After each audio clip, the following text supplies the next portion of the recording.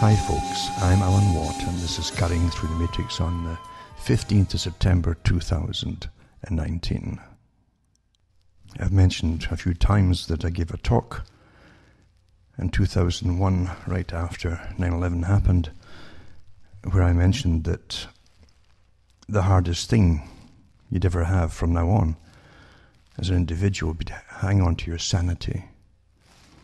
And I said it not because of some premonition from a crystal ball, but simply because I'd watched the decades previously and all the different agendas that were being set up for a future by those who rule the world. And the world is definitely ruled. Very well, in fact, insofar as that most of the public don't know they're being ruled. They really think that politics is real. And they do think that things just happen spontaneously, like 9/11 itself. But we've seen it all happen, of course, with the big agenda for depopulation is an old one, a very old one. And it used to be widely talked about in books by people in big institutions, big think tanks and big societies where you had private membership only and so on. But they published books for themselves, and often watered down versions for the public, very censored versions. So it wasn't hard to find out where they were supposed to go with it all. And they had world meetings, frequent ones, and they'd still have to deal with the population and the problem of population and all that's out of hand, etc. And they were having those meetings going back to the early 1900s. In Britain, for instance. The problem they always had was how to get the public to go along with things. So you tell them lies and treat them like children, and make them think they're coming to their own conclusions as you feed them data put together by behaviorists at the time. Now it's much more perfect with all the specialities involved in neuroscience working with language, because language will bring you to the conclusions that they desire you to have. Your masters, that is. A very simple, straightforward way to do it, explained today, very, very simple. Because they have all the powers and technology to do it. But in 2001, I knew literally that everything that was normal would be turned upside down, literally upside down to the opposites. That was the agenda. And you must remember, too, that when the older Bush was in power, and the younger Bush, of course, was in power in 2001, but the older Bush, when he was in power, he gave his speech, this strange speech to the on television, to the world, really, about a new world order coming into view. And it was so obscure in a sense to the general public. It was meant to be obscure because it wasn't meant that they really understood it all, or much of it at all, in fact. And as it goes too, the public wait to be told what it means. If they're not told what it means, they just forget it, they dismiss it. And the media too didn't ask, because the ones in the higher media are generally Council on Foreign Relations, and they all knew what it meant. But this new world order certainly was to come into view. And then, of course, exactly 10 years later to the speech, his son is giving the same speech, basically. And also mentioning the new world order, and also mentioning a new freedom, the new freedom it was called. That term's been used before in American history, but this is the new freedom. And with the 9/11 happening, of course, they meant that you'd have a new version. You'd have freedom, but a much more censored and policed version of freedom. And of course, they knew that eventually that even your thoughts would be policed. You would be allowed to think anything you want, except for this, and this, a whole list of things you couldn't think about anymore, because you might get the wrong idea, because it's maybe true. Therefore, you got all these techniques to ban you from thinking about things. And you'll self-police, as United Nations talked about. For a global society, they would train the public to self-police their thoughts. And it had already been done in different ways before that, naturally, in previous societies and cultures. There's nothing new, really. It's just the techniques are more profound today, more in-depth, because of the money behind the specialists involved in managing it all, and the technology to put it across to the public, and to spy on them too, naturally. And of course, that's what the new freedom is. It's a new freedom where you have you get certain, it's not really freedoms. What they didn't want to tell American people was that your life would be full of privileges, not really freedoms. everything you were granted to do would be a privilege granted by the authorities. That's the same thing as, of course, in the socialistic societies. And that's why, of course, the Club of Rome and all the other organizations that run the world wanted this technique of the front of socialism to manage things, because socialism really is intolerant. It'll have its own way or no way at all. That's what it's about. We can see it from the history of the past in previous countries. And it's very, it can get the job done, certainly to an extent, if they had no corruption at the top. But socialism is always incredibly full of corruption. It attracts the worst people. I think politics attracts the worst people, actually, personally, I really do, across the board of all kinds, because the psychopaths tend to gravitate towards power, and they like applause. You'll seldom find a truly introverted psychopath. Most of them enjoy that type of psychopath. They love the applause, and to sign autographs and to have cameras filming them and so on. So they gravitate towards power, and so they get all the applause they want, and they can really fill their pockets. Because if you notice, all prime ministers and presidents going in to the power on very little salaries and very little money, and they come out all multimillionaires at the very least. And if, like Bill Clinton, you can be a millionaire overnight. Already he was, I'm sure, but just by a book that's written for you, ghostwritten in advance, and you're given the money for that. It's just insane. We see it all the time. Come on, we see it.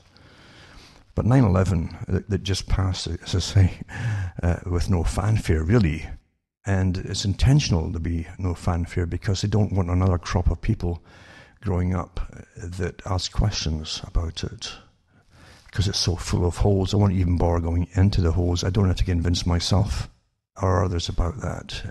I don't evangelize to people to make them believe what I know.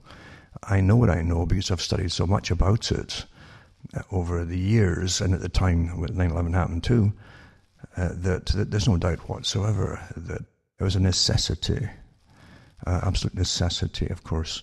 It's interesting to see the same group of people talking in the 1990s, the PNAC group, with John Bolton in it, of course, who was the head of it at one point for the war in Iraq, the first war in Iraq. But he was in that group, and he was one of the heads of the PNAC group at the time, with a whole list of countries they wanted to take out. Hasn't changed yet.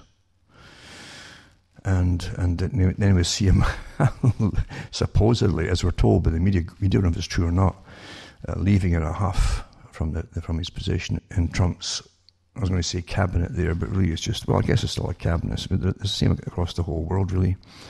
But he left because he couldn't get the war going against Iran fast enough, suppose. That's what we're told. But he's probably working in the background feverishly now. Will get more done than what he was when he was in a position where he had to meet people all the time. The PNAC group have never failed. They always get what they want. And of course, George Bush Jr. was a member of it too. And there's no secret as to who all the other members were too. They called them the war hawks, because they had all these different wars they wanted done. We see it too with General Clark, who talked on Democracy Now! About the list that they were to take out, and he was surprised. He didn't know all the other countries that had been pre-planned to take out. And of course, it's caused a stink ever since. It's still on the go, as we know, and people want, in the US, a lot of people want the American troops to come back home and keep out of all these foreign wars, you might say. But it won't happen, because I really think countries are totally dominated by a system they don't even know exists, most of them. And the people do fall in to accepting eventually what the media tells them. I listened to a guy in his 30s, about 34 or so, who mentioned that he was just a child when 9/11 happened. He was all for it, and he still is all for what happened, and for total revenge and retaliation for whoever was responsible, etc., etc. And I thought, and I said at the time when 9/11 happened, I said it would happen this very way, that youngsters would grow up not knowing that the system they're growing up in is not the America that pre-existed 9/11. So many of your rights have been stripped away, and rights of privacy completely gone, and you're spied upon constantly, and you accept it all, and you think it's all quite normal. Well, this guy was one of them, and he really was still all gung-ho for it. He said, yeah, well, and we've got to get these enemies, and completely out of it. But I knew that would happen with so many of them. And that's why these ceremonies now they have for 9/11, when it comes around every year, are getting quieter and quieter. They don't want the public asking questions. They're so sick of the questions that happened the first time.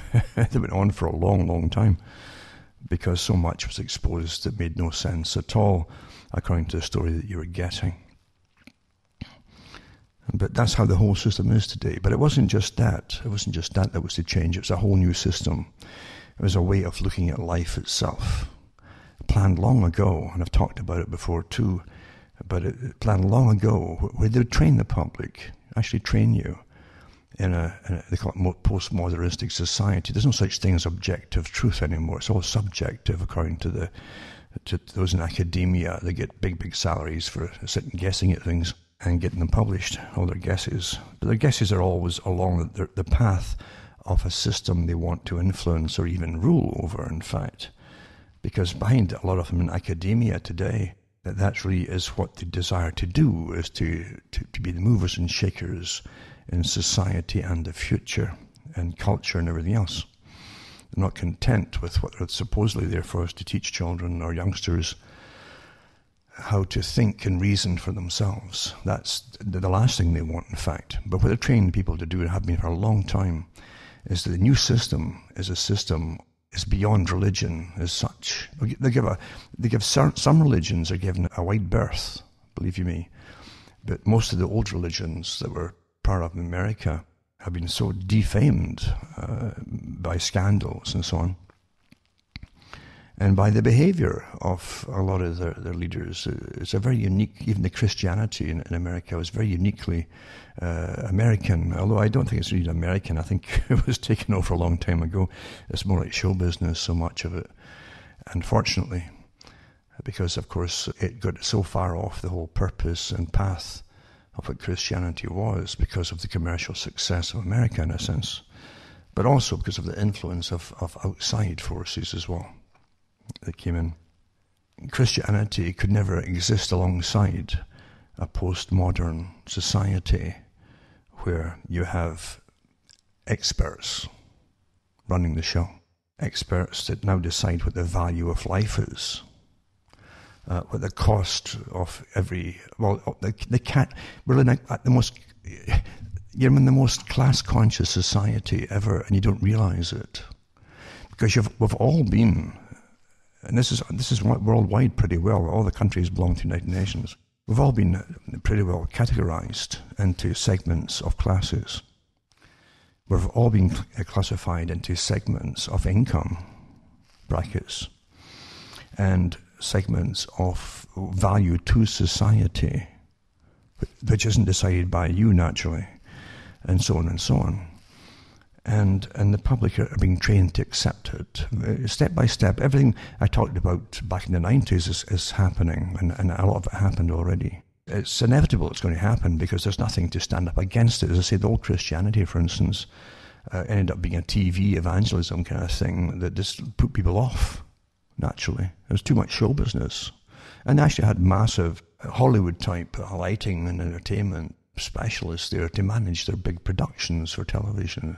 It turned folk totally off.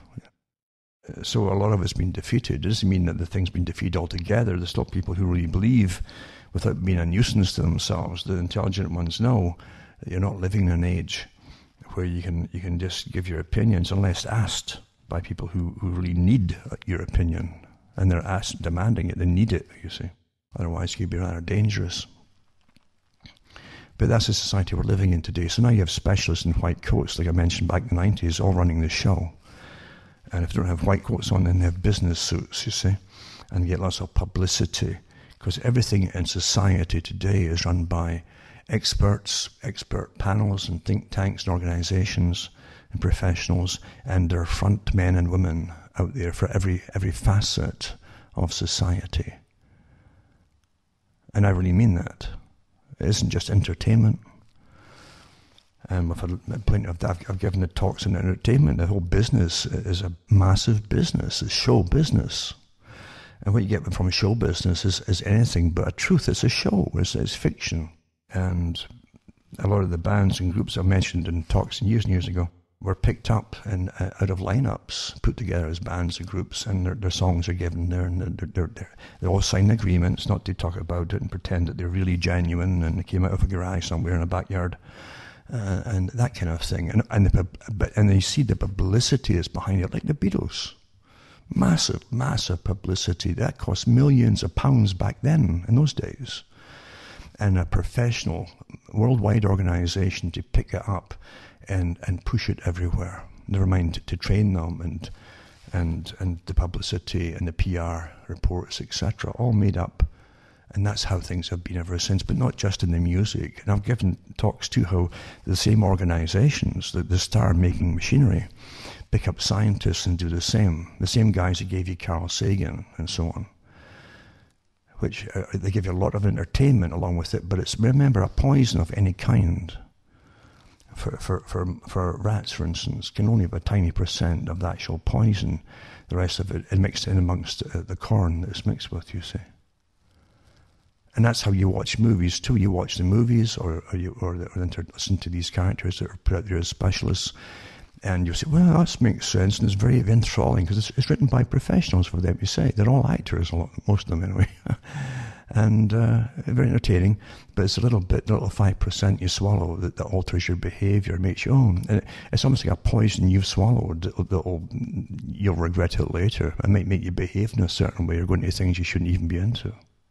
You see? That's how perfectly we're run today. I've mentioned it so many times. And it's not fiction. I could churn out a lot of stuff on this if I wanted to. But I've always maintained I only came out to get through to the certain people. There's certain people across the planet in every generation that you can get through to in a more precise way. There are many more, as they say, they have itching ears. In other words, they want you tell me tell me stuff that fascinates me, you see. And they go for that all the time. But you'll find that many of the people that you're given to follow, I've said it before, Pied Pipers. They're well paid Pied Pipers. But as I say, for everything that you might be into or it fascinates you, they've got leaders there for you. I used to say a long time ago, even before 9/11, that it's like waking up in a big culvert, coming out of a culvert in the ground when you're waking up, where you've been asleep, thinking you've been awake. And you come into a field, you get out the pipe, a big pipe, and you get into a field, and you try and get, there's like landmines going off everywhere, and across the field is a forest that you just know you're going to be safe in the forest. But to get there, you must get through all these mines going off, and a minefield. And everywhere you'll see signs, here, this is the truth, come here. And you got an awful problem if you get distracted by all the ones that shout, come here. Because, believe you me, there's nothing in this world that's left to chance. In this system of control, it's not left to chance. There's teams of folk get trained all the time for special things that are going to be popular very shortly. They're always doing that. They turn them loose on you. And they'll do the rounds, and they'll be in the newspapers, and they'll get pop star type recognition for whatever view they're pushing. And it's only a few thinkers here and there. They can sit back and not get caught up in it and say, well, where do these folk come from? Why are they getting this massive publicity and so on? If you're getting big publicity, you're part of the establishment. And they want it out there. That's why it's there, even if they're hammering you. So you have to be awfully careful, as I've said before, of what things are about. The media also has changed since 9/11 too. As I said, things would never be the same. That was announced at the time by one of the congressmen, in fact, who was also in the Council on Foreign Relations at 9/11 when that happened. And he said, all that time ago, he said that things would never be the same because that was the agenda. It wasn't just to do with anti-terrorism. Anti-terrorism was going to be the excuse to take everybody's rights away, to monitor everybody's behavior daily and electronically in a system that we're going to make mandatory eventually, which is the internet completely. It's all and ubiquitous items, as you call it, the nomadic items of movement and chatting and all the rest of it. It's all been done. They knew they'd bring it in, you see. It doesn't matter what happens. Nothing was going to stop this. Worldwide. Isn't that amazing? Worldwide. And the term democracy still gets floated around as though we've got rights and stuff, but you don't have rights because enough folk protested at the time when they were passing omnibus bills about crime and terrorism and so on. And they're completely disregarded, completely. This was written in stone, what was going to happen. And here we are today. And as I said in 9/11 too, I says most folk will simply accept it and adapt to it over time.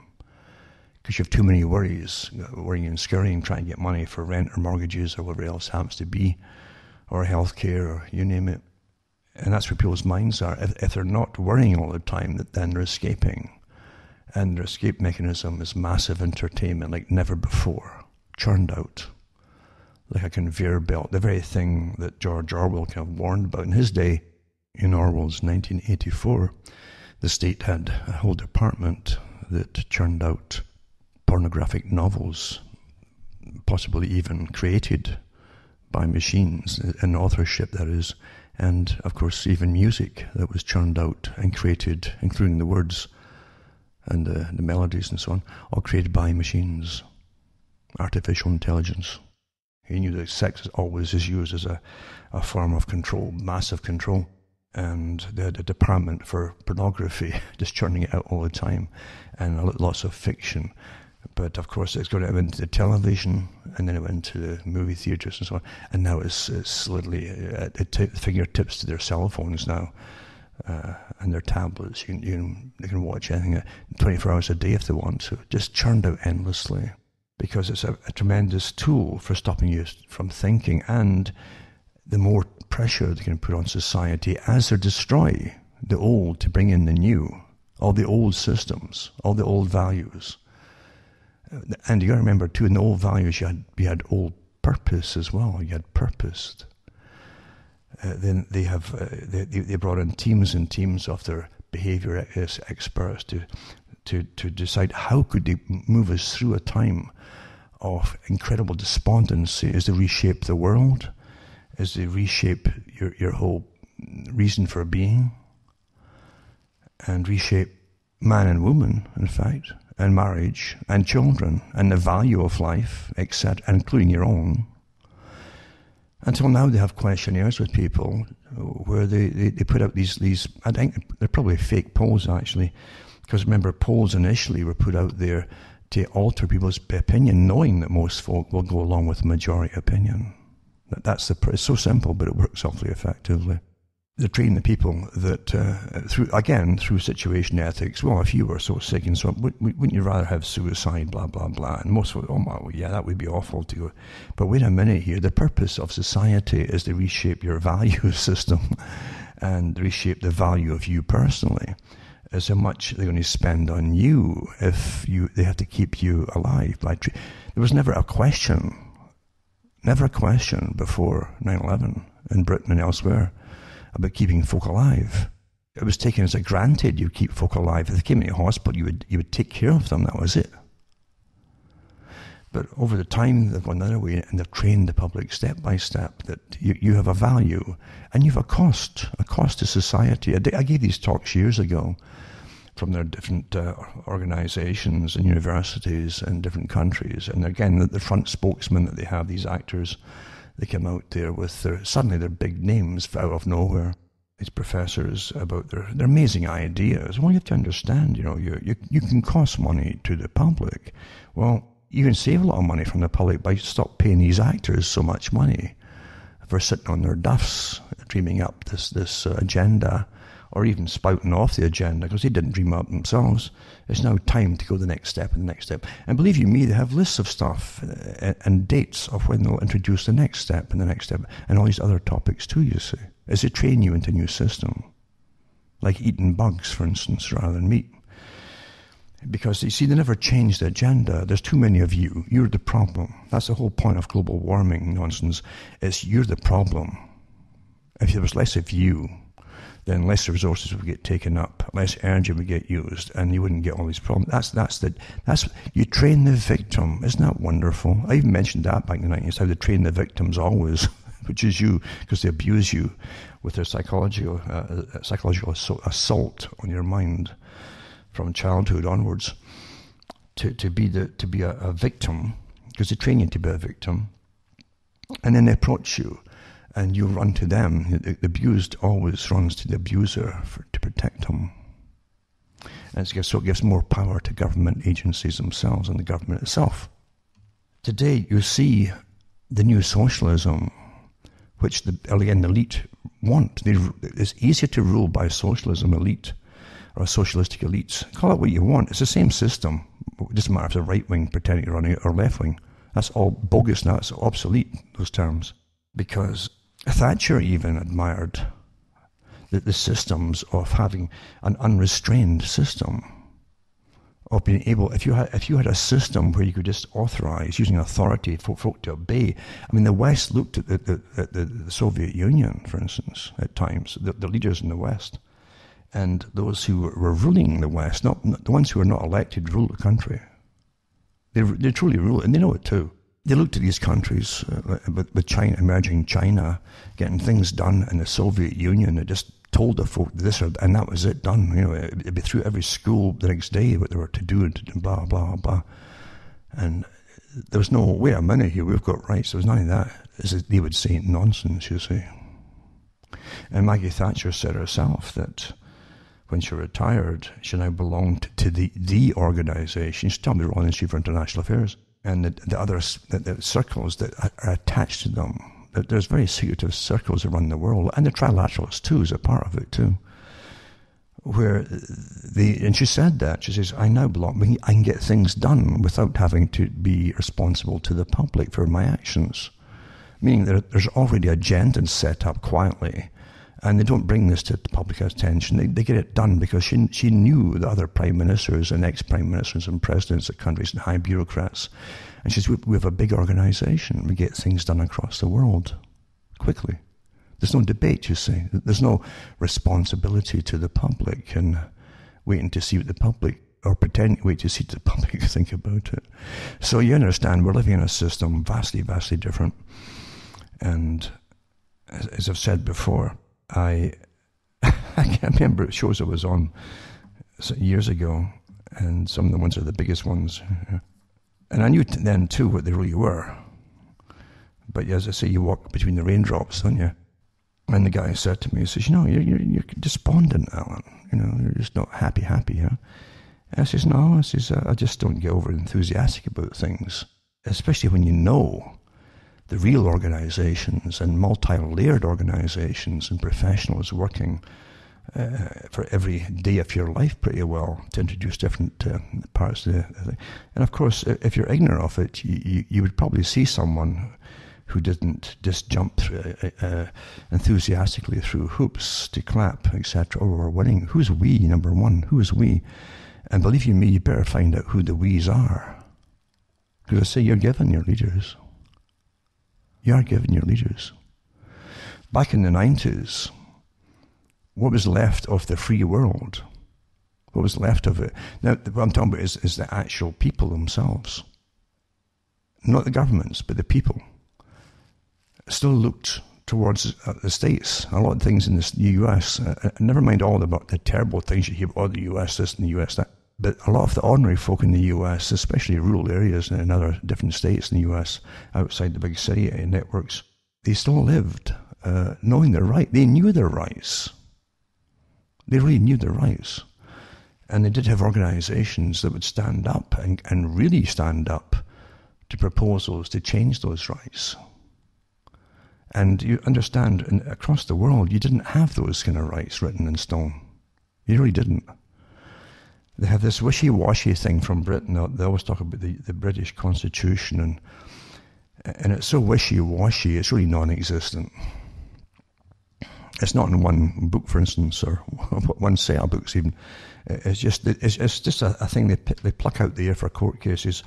And in every court case, you understand that there's at least two, in the same kind of circumstances of a crime, there's always at least two different sentences. One's to go free, one's to find guilty, depending on who you are. That's what courts are set up to do. And that's why they always refer to someone back in the year so-and-so, and they'll use that one, and it's all pre-arranged by the judge and the lawyers and so on. That's what they're going to go for. They never mention the fact there's another one given an opposite verdict, you see, for the exact same crime. And that's how it's done. Well, it's the same with the Charter of Rights in Britain. It really doesn't exist as such. It really doesn't. You can look to the United Nations Charter, because they've one too, and it's very much like the Soviet Union. On paper it sounds wonderful, but in actuality, like the Soviet Union, it was absolutely tyrannical, and just speaking openly, or even loud, to yourself even, if it was overheard, could put you in the gulag or a mental hospital for voicing it, even to yourself, like even in a joke, in fact. And this talk could even go on, I'm not going to even do it. I'm just rambling off the top of my head, as I always do, because I don't really prepare so much things to talk about, because you don't really have to. It's all there for you. It's all around you all the time. And I don't push any particular agendas, except for those who want to think for themselves. Always think for yourself. You're living in an age of the end of individuality. I hope you understand that.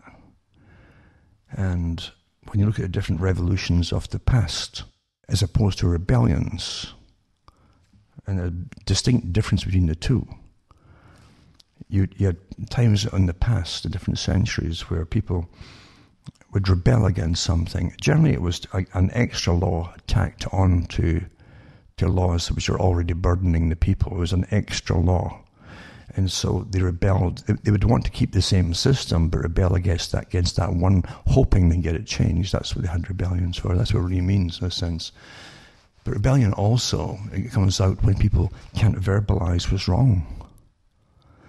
And we found that through the 90s and through the early, after 2000, you found it too with different global meetings on the global so-called free trade agreements and so on, which were really just for the big corporations and for the offshoring of business and the de-manufacturing system that they had in the Western countries to be destroyed, and getting cheap labour in third world countries. And you did have lots of rallies at that time with youngsters who, again, had been trained. They didn't have the ammunition, the mental ammunition, the wisdom to take on such projects, because some of them even, and I even mentioned it at the time, they'd protest these world meetings against globalism, as they called it. Globalism is a much bigger thing than just a little tiny word. It's a complete new way of living for the planet, with new masters, you see, at least visibly new masters, and new ways of living. And again, thought control, of course, comes into it. If you're going to merge the whole world into one system of control by one group. And you don't necessarily even need a particular building as one building to run the world, like a parliament. You can have a multitude of them, and they do have a multitude of them across the planet, under the United Nations as an example. But the folk who were holding all the big massive demonstrations at the time, they couldn't even verbalize what was all the things that were wrong with it, except that it would be bad for the home countries, which was very true. And it'd be terrible for the third world countries that were using so much cheap labor to manufacture all different products in this commercialized system that we're in.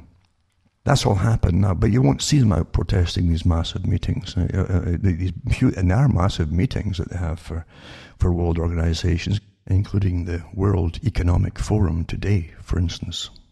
It doesn't happen so much. They've been given new things to protest, but what you're seeing is what people have seen in different ages, when things got so bad that they couldn't verbalize what was wrong. They really couldn't.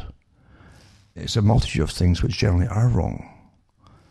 It's that the 20th century came along, and it was an incredible century, especially the first half of it, for incredible slaughter across the world, because technology had advanced so much that they could kill millions very quickly on the battlefields or even in cities.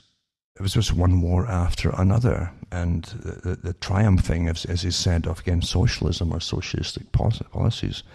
The Soviet Union of Soviet Socialist Republics.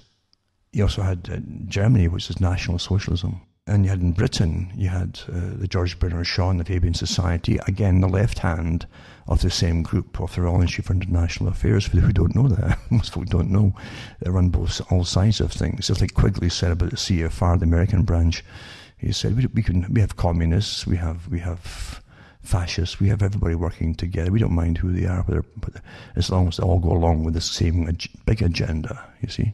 And they all do. But most folk are oblivious to it. They get caught in emotive topics that are churned out for them to fall into. And they start arguing with each other so easily and quickly because, again, they don't understand the bigger picture. Rebellion comes to mind, as I say, because people rebel during the big shifts of society by those who rule you. The big shifts of society. The big shift happened in Europe with the Industrial Revolution, and folk literally were forced off the land into these new red brick, awful, overcrowded work cities, where their life expectancy was incredibly short. They were kept on starvation wages, literally, and that was your laissez-faire capitalism at the time.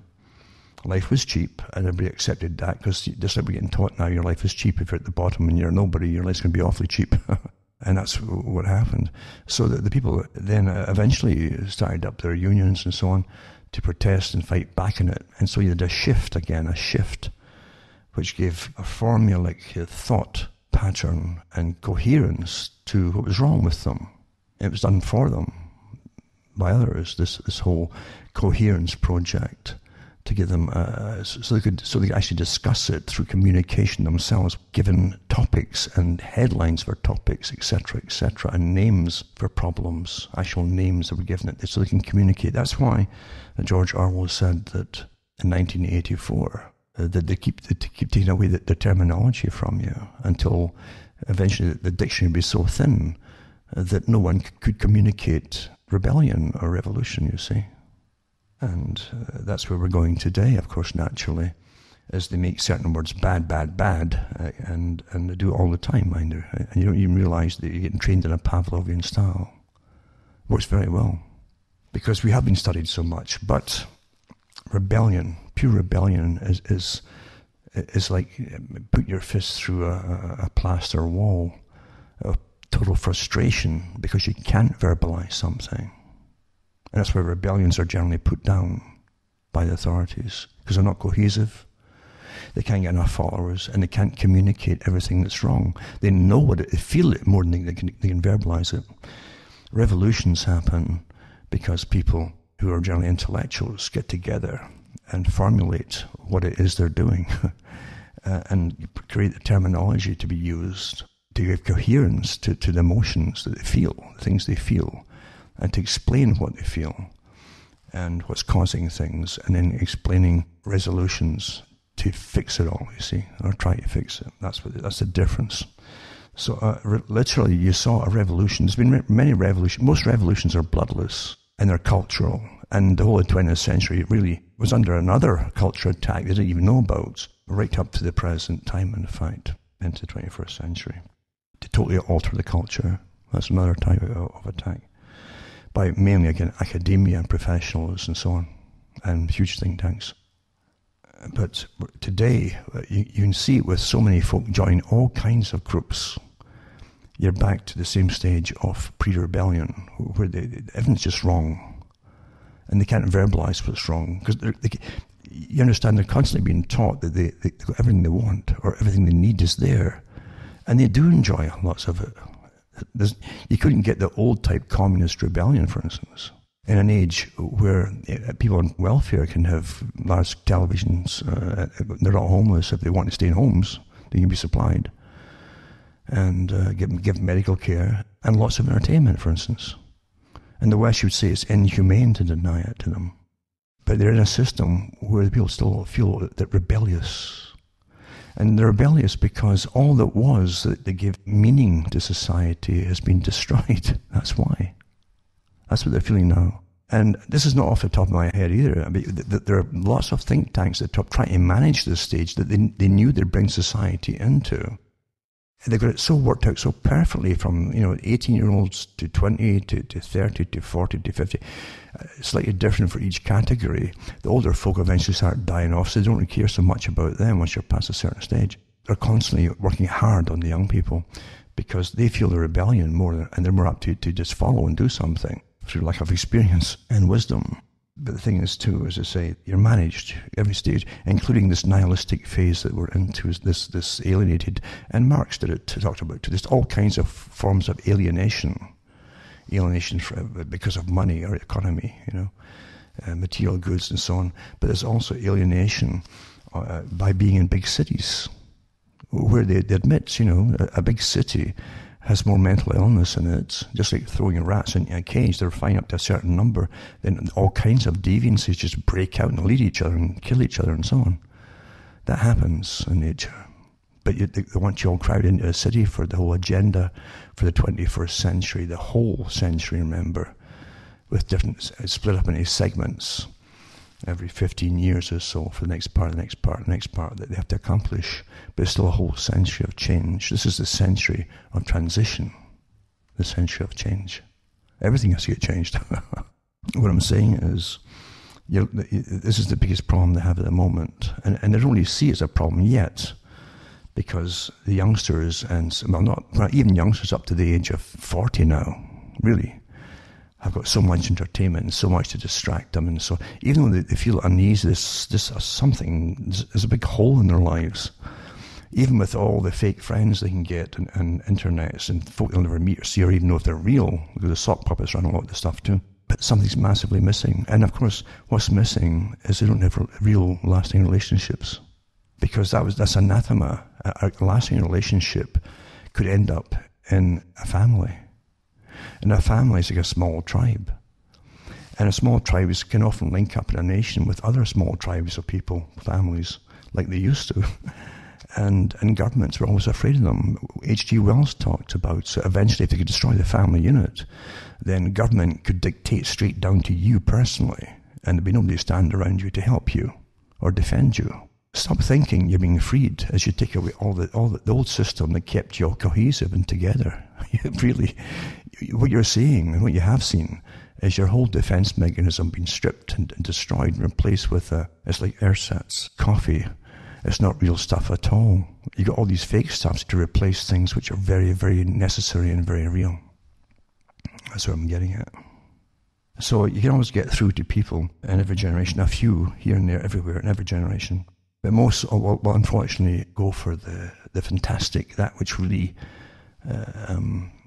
it's more entertainment to them. If you notice now, you find most what they used to call Patriot Radio, for instance, is entertainment really, with the same tactics as shock jocks and stuff like that, and the music boom, boom, boom, boom, and all that kind of stuff. It's all professionally done. You have to remember that everything that was real was to be destroyed and a substitute put in there. And getting back to what I said before, in the 90s, people used to look at America and really, they'd hear little clips that would come across their TVs in different countries or newspapers or whatever, or even in radios, where folk would talk about how they just stopped the government from taking this from them or that from them or whatever it was, and they mentioned their rights. They knew their rights. And the rest of the world sat there thinking that was amazing that they had that kind of rights to actually stop things from happening to them personally. That was just astonishing. And you understand, 9/11 was the big marker for change, to change a whole lot of things. They've been sitting waiting in the wings to go. And it's happened. And I gave talks too, saying that Americans could literally, like any country, still be taught to have the same little slogans and repeat the same little things to honor their country or their flag or whatever, and without realizing that everything else that made the country what it is turned 180 degrees and facing the opposite direction. You understand? It's so well run, you see. It's an awful shame what's been lost. Terrible shame, actually. Terrible, terrible shame, because the ordinary folk in the US that would travel, you meet in the world, and just ordinary people, were so open and confident compared to what you saw around Europe, for instance. They're very open and decent people. And a lot of them were actually giving you an image of a society that you had and lost. It's gone. Because Britain came out of World War II as a socialist country. They went off to fight National Socialism in Germany and then came out as a socialist country, which is far more efficient for those who rule because they just dictate to you and you've got no choice to go along with it. That's how it works. And you lose all your rights in the process. So remember, as I say, it's so sad to see what's been lost. And even though the rhetoric goes on by, again, fronts that are put out there, but it's really been lost. The 90s version of it, for folk who they wanted America to come out of all the wars and come back home and start spending the money at home rather than across the whole planet. That's completely gone now. Completely gone.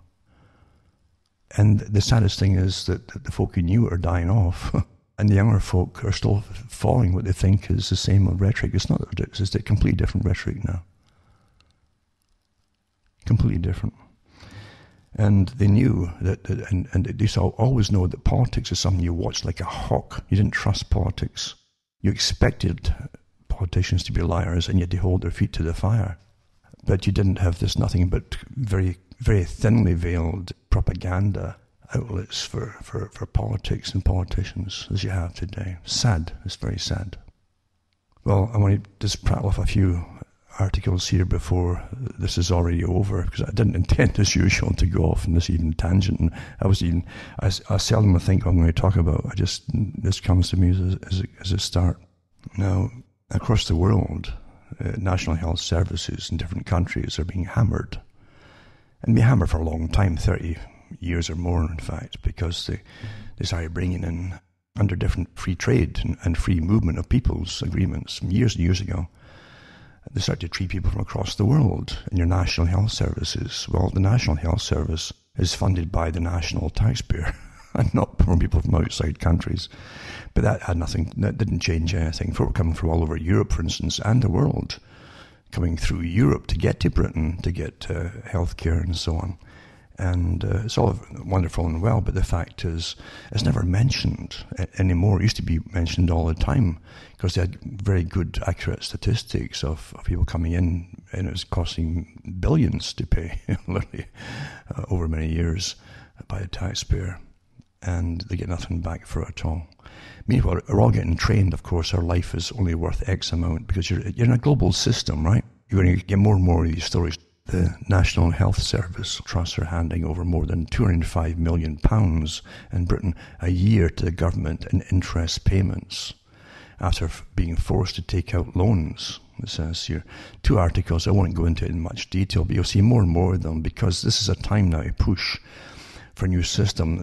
That there are people who own the medical systems in America, like massive corporations across the country in the US, that they're also coming into all the other countries that have been for years too, to take over, because everything now is monopolization, and anything that works and can make a massive profit to them, they want to be in charge of. And you often find a lot of the big governmental systems in the States are owned as well by big pharma companies and so on. So it's all one big happy profit-making machine, in fact. But at the expense of us, you see, we'll all pay for it. And I don't think people understand, and I've mentioned it before, that we've all signed on under the United Nations to universal healthcare. Universal is for the world. So we're paying for healthcare across the planet in different agreements, or rather, not quite so covert as it used to be. So I'll put these 2 articles up, and there'll be more coming out shortly. You'll see in your newspapers. As countries are to say, well, I just have to take a new spin on things, a new take on things, and do things differently, you see. And it's all part of, again, of getting you used to the idea that you're only worth X amount of dollars a year in treatment. and to devalue your life and have you accept it all. And you will. You'll all come to, oh, well, And they'll always give you stories where you'll say, oh, yeah, they euthanized so-and-so. Well, what else could they do, And you don't realize you're actually passing a sentence on yourself for the future. They're training you, the victim, to accept it. And you'll be cheering it on. Isn't it astonishing? The psychology is so perfect now, the behavioral modification. So, as I say, I'll put these up, but the Britain is an example. I think Australia's going through the same kind of thing. And people coming from all over the world for treatment, and they pay nothing. Naturally, you know what's going to happen there. It's like inviting the planet into your kitchen every day. You feed them. I mean, eventually you're broke, right? Of course, it's common sense. It's all intentional. But again, it's a motive thing, and it has a big agenda and a purpose. And the purpose is really to modify you to accept that, well, I guess my life isn't worth that much, really, there you go. That's how it works. And this article, too, is to do again with the West and Europe, but it says the end of marriage proportion of women who are hitched dips below 50% in England and Wales, while the single population soars. It's almost a rah-rah, happy thing put out, because again, statistics they actually have courses on statistics for university students who go into that field and show them how to manipulate it's all psychology again, manipulate. I mean, if you could use two people for your survey, right?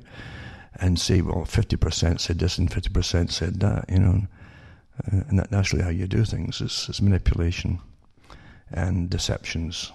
But anyway, it's probably getting up to pretty well close to truth what it is, because they don't want people to marry, they don't want children.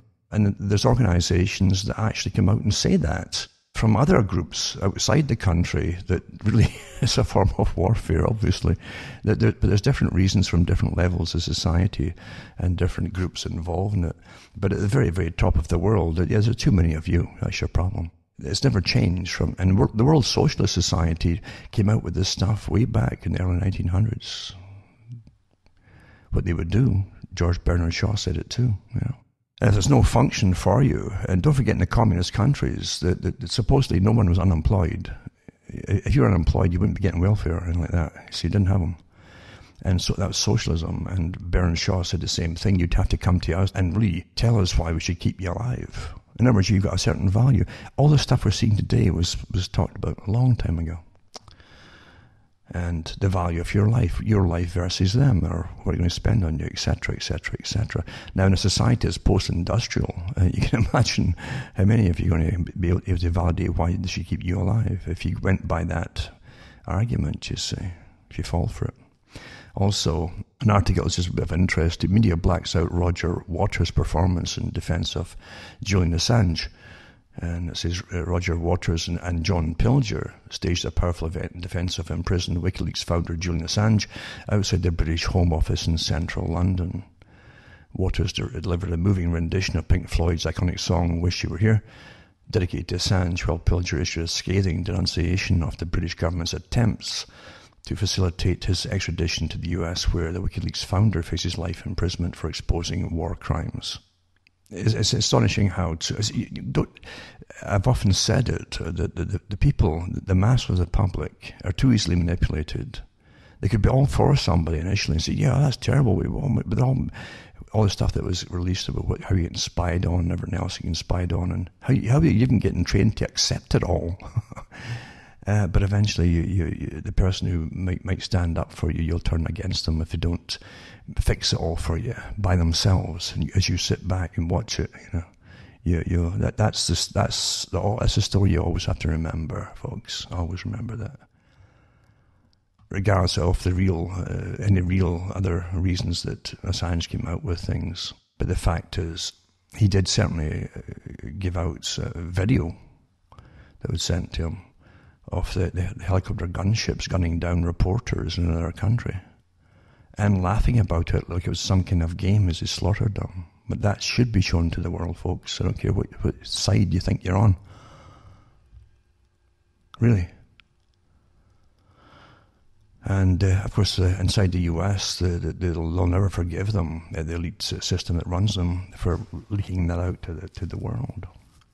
Never forgive them. Because we've got more wars to fight, and I'll maybe just touch on that as things go along. But it's interesting, Roger Waters has made a career after Pink Floyd of basically going out and saying what he thinks, and well, good luck to him, whether you agree with him or not makes no difference. You need individuals that will go out and who are not really funded by outside groups, but have at least a name they can use to say what they want to say. Because everyone else is losing what they want to say. You are losing it so fast. In fact, most of it's gone already, you know that. Also, a father with ALS, I mentioned this guy before, I think, was euthanized after denied sufficient care in Canada. You see, euthanasia is not to help you. That's how they always give you the weeping story. Oh, it's so terrible. And, oh, I wouldn't want to go on like that. The whole point of it is eventually to categorize you and to expense to society, cost, value to society, and then have you euthanized, folks. I've said that before. That was always the plan of where it would go. So anyway, he didn't want to die right now. He wanted to be cared for at home so he could be with his son. But the government's socialised healthcare system refused to pay for all the care he needed, but it sure paid to kill him by euthanasia. Relocation was not an option, as that would have taken him away from his son, of whom he had partial custody. He was in a constant struggle and a source of stress for Sean as a patient, it says. And the few options on hand that he was given, Sean pointed out, would have offered vastly inferior care while separating him from his family, and likely would have hastened his death. You have no idea what we'll spend on things which not long ago would have seemed absolutely insane and totally absurd. But people who are desperate, life and death struggle, are being euthanized here now. And it's going to escalate and escalate. They've had articles in some of the provinces in Canada already where it's already on this path. They're scheduling you for euthanasia, and they have professional teams to come in who are trained to come in and persuade you. I'll do the right thing. You don't really want to go through blah blah blah, and they get paid to do that, big money, instead of just treating you, which a lot of the conditions they can certainly treat. There's nothing wrong with this guy's mind. So I'll put 1 or 2 or 3 articles, and then another one's, again, too, also is a disabled 41-year-old man, euthanized after funding for home health care runs out. There you go. He spent years trying to find 24-hour care, he said. They used to have facilities for these things, but they've cut back and cut back and cut back. And as I say, I won't even go into where the money's all going now. Sad, isn't it? Sad. And then as you read that too, and you think about it, I've mentioned before how they would get you off and dehumanize you right down to necrophilia and all kinds of disgusting behaviors, because it's all been published by a lot of the folk who helped to design your culture. But again, I said they would even get you eating things you shouldn't be eating. And of course, there were a few articles about cannibalism. Academia considers cannibalism, and they make it a kind of light-hearted spin to an extent. But you're going to see more and more of it, of how they're pushing this nonsense, you see. And you will find the weirdos in society who will be the first, the same ones who'd rush to have their faces tattooed because they saw it on television. That you get somebody who wants to be noticed and get their 5 minutes of fame. It's so sad. By eating people. That'll happen. Now that they're pouring you and as fertilizer in the fields. It says it's a small but dedicated cannibal lobby working to reclaim it from psychopathic, penis-devouring killers, it says, and Liberian warlords. Despite some odd clickbait headlines, positive coverage of cannibalism in the media is all but non-existent. But then it goes into academics who are unconstrained by nasty social constructs like that terrible thing called morality and ethics, and not eating your grandmother. And far away from the real world, professors steeped in postmodernism, a doctrine that reigns supreme in social science departments and rejects notions of objective reality. Nothing's really real, you see. It's all kind of relative and it's all subjective. And so they've been suggesting that we embrace our inner beast and break the taboo. There you go. So I'll put this one up too. And maybe you'll start getting kuri and things like that by doing so, like the cannibals who end up still getting in some of the islands. 1 or 2 articles on that. And this incredible 5G and smart city thing that none of us got to vote on, folks, as we get our whole lives are turned upside down. Anything that matters in so-called this pretense of democracy, you're never given a vote on. Never, ever. Never, in fact, never mind given the facts or the truth on. Anyway, it says a report pours scorn over Google's ideas for Toronto smart cities. Well, did they ever ask the people?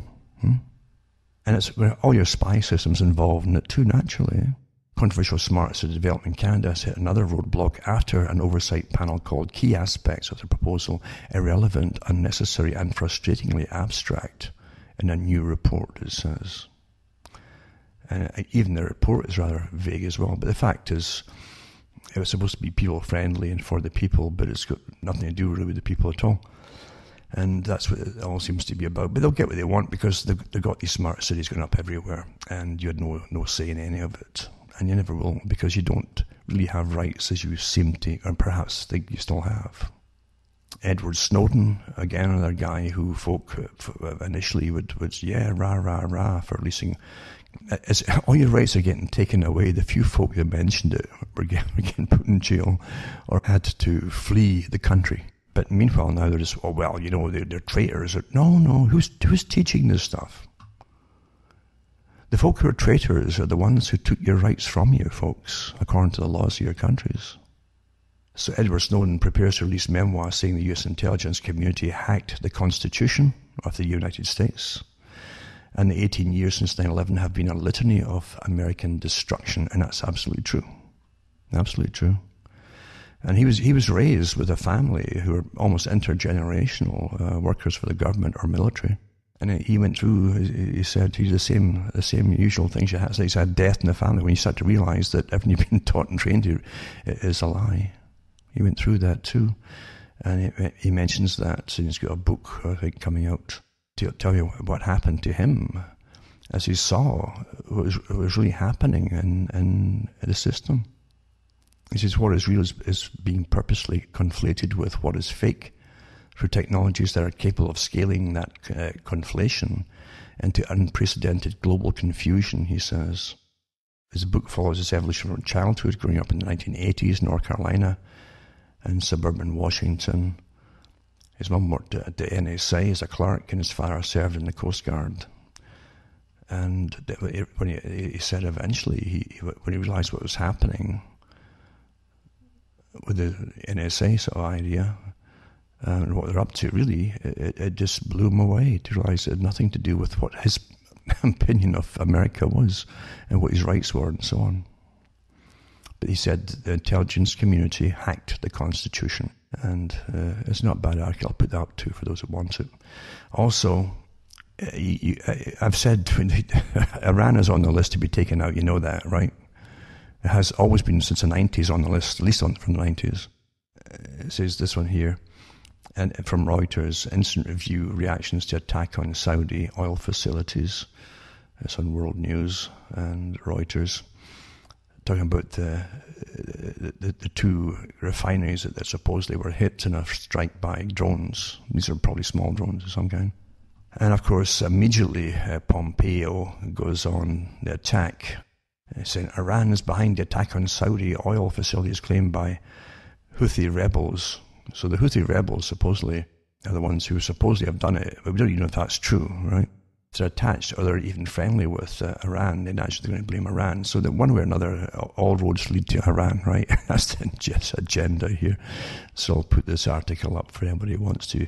As it war drums are beating, and they'll say, my God, Trump's been so restrained for so long in Iran, and then they'll whack it. And they might wait till after he's re-elected, actually, because it takes a lot of logistical studies for how long it's going to take and all the equipment and stuff and preparation goes into it for a prolonged war. So they'll do all that first. So they might wait until he's re-elected, because that's what they really want him to get him back in again. It doesn't matter who you get in, folks. They all work for the same masters. They really do. Come on. And then inside Saudi Aramco's oil operations, these facilities, these refineries were owned by Aramco. And it tells you quite a lot about, for anybody, again, who's interested in that. But that's just how it is. Anyway, I think that's the time up already. So Remember, folks, you can buy the books and discs or donate to me at cuttingthroughthematrix.com website, and look at all the other sites I have. These are the official sites listed on the .com website, and you find out how to send me a few bucks and keep me going, or get books and discs from the site. And I hope you're all doing okay. Maybe you're like me too, and you're starting to wonder, how is it time flying in like that? It really is flying, isn't it? Flying like crazy. It's astonishing how the days are just, and then weeks just go by now. So like a speed train. I don't know if it's just me, but for other folk emailing me, telling me the same kind of things that's happening to them. I'm just wondering what's going on. I'm sure there could be lots of shows just talking about that in itself. But anyway, from myself, Alan Watt from Ontario, Canada, it's good night to me. Your God or your gods go with you.